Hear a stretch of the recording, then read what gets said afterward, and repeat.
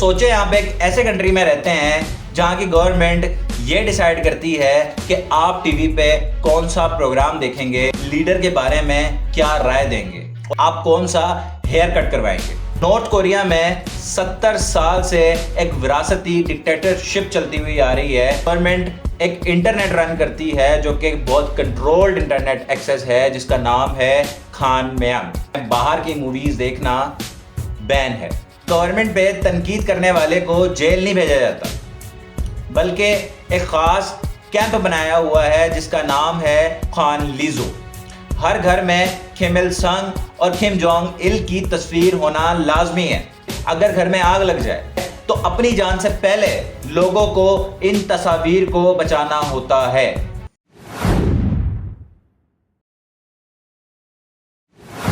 दोस्तों, सोचे आप एक ऐसे कंट्री में रहते हैं जहां की गवर्नमेंट ये डिसाइड करती है कि आप टीवी पे कौन सा प्रोग्राम देखेंगे, कौन सा चैनल देखेंगे।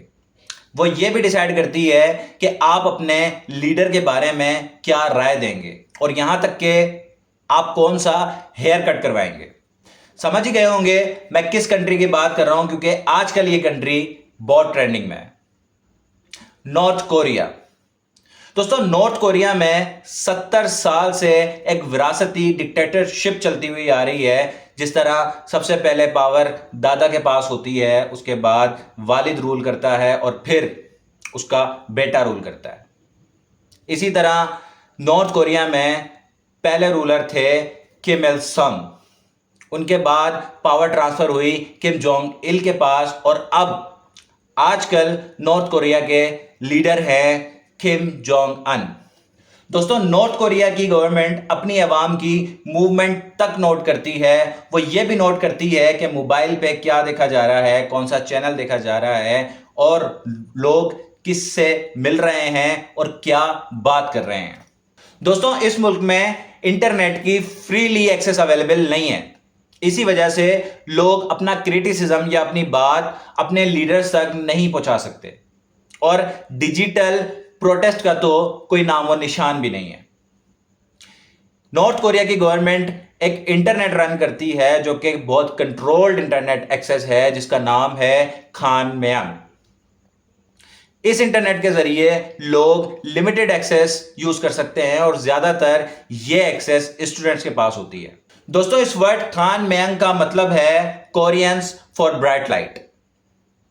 जो लोग नॉर्थ कोरिया से भागने में या एस्केप में कामयाब हो गए हैं, उनका कहना है कि नॉर्थ कोरिया में बाहर की मूवीज देखना बैन है और अगर कोई ऐसा करता पाया जाए तो वो सजा का मुर्तकिब होता है। और ना सिर्फ वो बल्कि उसका पूरा खानदान, कम से कम उसकी अपनी फैमिली जरूर वो सजा भुगतती है।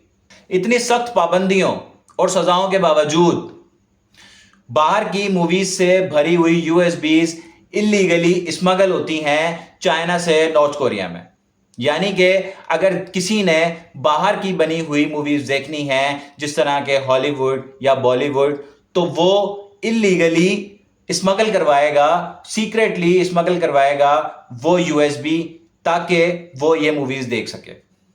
और इस बिहाफ पर अगर वो पकड़ा जाता है या उसका कोई खानदान में कोई बंदा पकड़ा जाता है तो वो पूरा खानदान सजा का मुर्तकिब होगा। मेरे भाइयों, गवर्नमेंट पे तनकीद करने वाले को जेल नहीं भेजा जाता, बल्कि एक खास कैंप बनाया हुआ है जिसका नाम है खान लीजो। ये खास उन लोगों के लिए बनाया हुआ है जो लोग नेगेटिव क्रिटिसिज्म करते हैं, कंस्ट्रक्टिव क्रिटिसिज्म नहीं करते अपनी लीडरशिप पे। नॉर्थ कोरिया के एक फेमस एक्टिविस्ट हैं शिंग डोंग ह्यूक। वो अपनी कहानी अपनी जुबानी सुनाते हुए बताते हैं कि उनकी पैदाइश भी एक ऐसे ही कैंप में हुई थी। मजीद बताते हैं कि इस कैंप में जो इंसान क्रिटिसिज्म करता है अपनी गवर्नमेंट पे, उससे मजदूरी करवाई जाती है और बड़ी सख्त मजदूरी करवाई जाती है। और यकीनन उनका यह बयान उस जगह से भागने के बाद था।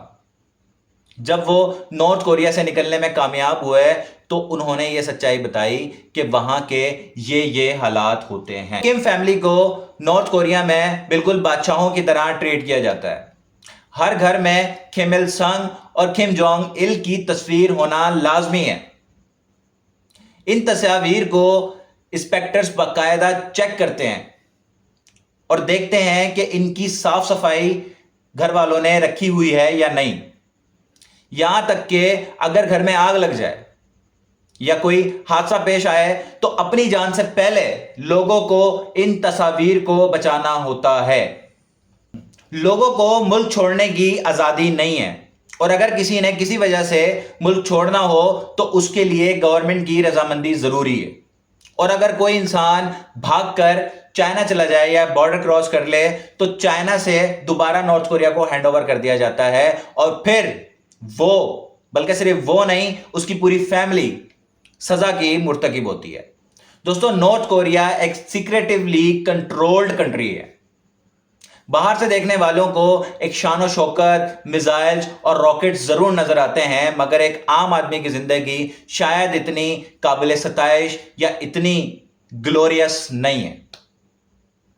फिर हाजिर होंगे एक नए टॉपिक के साथ आपकी खिदमत में। दुआ में याद रखिएगा। पाकिस्तान जिंदाबाद।